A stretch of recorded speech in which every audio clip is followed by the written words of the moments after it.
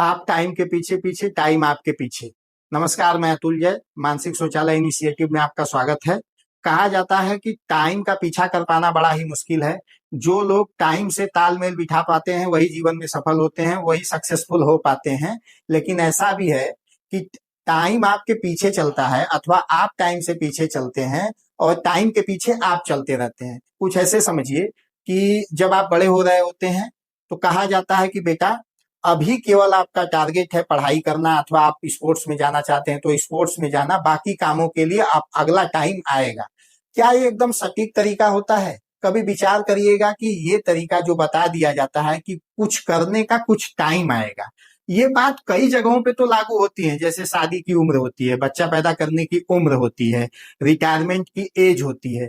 लेकिन जैसे रोजमर्रा के कामों में भी डिसाइड कर दिया जाता है अभी ये तुम्हारी करने की उम्र नहीं है। ये मैं समझ नहीं पाता हूँ, इस बात में मैं हमेशा उलझा रहता हूँ। आज इस छोटे से टॉपिक पे मैं आपसे सवाल करता हूँ, कमेंट बॉक्स में बताइएगा। मैंने बहुत लोगों को देखा है जो मेरे साथ पढ़ाई कर रहे होते थे, मैं उनको कहता था कि चलो एक्स्ट्रा करिकुलर एक्टिविटीज में पार्टिसिपेट किया जाए, चलो थोड़ा सोशल वर्क में पार्टिसिपेट किया जाए, चलो थोड़ा सोसाइटी को देखा समझा जाए, तो वो कहते थे देखो भाई, मुझे भटकाव नहीं चाहिए, इससे मैं अपने टारगेट से भटक जाऊंगा या टारगेट को अचीव नहीं कर पाऊंगा। मैं ये सब करूंगा सफल होने के बाद। कब सफल होंगे भाई? ब्लड डोनेशन के लिए कौन सा टाइम होता है? ये बताइए, किसी सड़क पे गिरे हुए व्यक्ति को उठाने के लिए कौन सा टाइम होता है? अगर सरकार कोई गलत नीति लेके आती है तो उसके खिलाफ बोलने के लिए कौन सा टाइम सही होता है?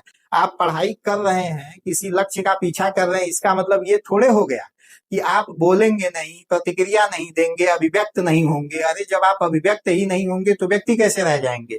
ये बात सबको समझनी पड़ेगी। हमारी आधी से ज्यादा आबादी इसी बात के इंतजार में रहती है, मैं सब कुछ करूंगा। मुझसे लोग कहते हैं अतुल भैया, मैं भी सेवा करूंगा, समय आने दीजिए, अधिकारी बनने के बाद वो काम करूंगा जो दुनिया देखती रह जाएगी। भाई, अधिकारी बनने के बाद वो काम कैसे करोगे जब तुम्हारी टेंडेंसी ही नहीं रहेगी, जब तुम्हारा पॉजिटिव अप्रोच रहा ही नहीं है कभी, तो तुम पॉजिटिव काम कैसे कर पाओगे? तब जब सिस्टम का हिस्सा हो जाओगे, सिस्टम के अनुरूप तुम्हें काम करना ही पड़ेगा। ऐसे लोग टाइम के पीछे रहते हैं और उनका कहना होता है कि मैं टाइम पे टाइम को पकड़ लूंगा। भाई, टाइम को कोई पकड़ नहीं सकता और टाइम के पीछे नहीं रहा जाता है। टाइम को, समय को, अवसर को लपका जाता है, पकड़ा जाता है। अवसर हमेशा अच्छा करने के लिए आपके सामने मौजूद होता है और वो अच्छा करने के वजह से आप अपने टारगेट से कभी भी नहीं भटकते हैं। आपके जीवन में जो अशांति है, आपके जीवन में जो मानसिक तनाव है, जो मानसिक दुर्बलता है, वह इस कारण से भी है कि आपको मिस इंटरप्रिटेट कर दिया गया है। आपको टारगेट को लेके, लक्ष्य को लेके गलत बातें बता दी गई हैं कि टारगेट का पीछा करने वाला व्यक्ति भटक नहीं सकता है। अरे क्यों नहीं भटक सकता है भाई? आप रोज भोजन करते हैं, रोज सोते हैं, मनोरंजन करते हैं। बहुत लोगों को मैंने देखा है, 12 से लेकर 18 घंटे पढ़ाई करने वाले को मैंने देखा है, लेकिन वो अपने मानसिक मनोरंजन के लिए 2 घंटा निकालता जरूर है। चाहे वो अपने किसी बहुत हमदर्द आदमी से बात करेगा या सिनेमा देखेगा या टहलने जाएगा। उसी में कुछ लोग होते हैं जिनके मनोरंजन का साधन होता है कि सोशल मीडिया पे लिखते हैं, डायरीज लिखते हैं। लोग कह देते हैं सोशल मीडिया पे इतना एक्टिव है ये बंदा, ये कैसे कुछ अचीव कर पाएगा? ऐसा कुछ नहीं है।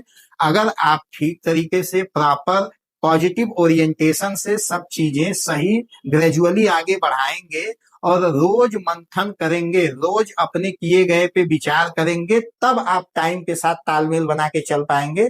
नहीं तो ये इंतजार आप करते रहिए कि टाइम आएगा तो मैं करूंगा। जो टाइम का इंतजार करता है उससे बड़ा मूर्ख कौन हो सकता है भाई? ठीक है, आइंस्टीन ने साबित कर दिया कि टाइम भी कांस्टेंट नहीं है, ये भी रिलेटिव है। लेकिन कम से कम धरती पे हम तो यही मानते हैं ना कि टाइम कांस्टेंट है, वो चलता ही रहता है। कहावत में भी है कि जो बीत गई वो बात गई, समय निकल गया उसे नहीं पाया जा सकता। तो अगर इसी बात में आप मानते हैं तो टाइम के साथ बने रहने के लिए आपकी अवेयरनेस अच्छी होनी चाहिए।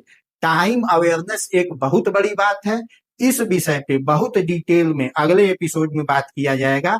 अभी केवल मैं ये बताने की कोशिश कर रहा था कि कोई भी आपको ये कहे कि आज ये करने का समय है, अगले 5 सालों तक ये करने का समय है, इधर ध्यान मत दो, उधर ध्यान मत दो, तो उसमें अपने विवेक का इस्तेमाल करिए। इधर ध्यान मत दो, उधर ध्यान मत दो, उन दोनों बातों में डिसाइड करिए कि इधर वाले से आपका संपूर्ण जीवन कितना प्रभावित हो सकता है और उधर वाले से आपका संपूर्ण जीवन कितना प्रभावित हो सकता है। सरकार ये नियम लेके आए कि 2 सालों बाद हम सरकारी नौकरी नहीं लाएंगे, और आप बैठ के पढ़ रहे हैं। क्यों पढ़ रहे हैं? आपकी मैं पढ़ रहा हूँ, लड़के धरना दे रहे हैं, बेवकूफ हैं, एग्जाम आएगा, मुझे एग्जाम क्रैक करना है। भाई सरकार कह रही है कि हम सरकारी नौकरी ही नहीं लाएंगे, तब तो तुम्हारा इधर ध्यान ना देना, उधर ध्यान ना देना तुमको चौपट कर देगा। इसी नोट पे इस वीडियो को खत्म करते हैं। यह केवल शुरुआत है, इस विषय पे बहुत डिटेल में बात किया जाएगा। बहुत बहुत धन्यवाद।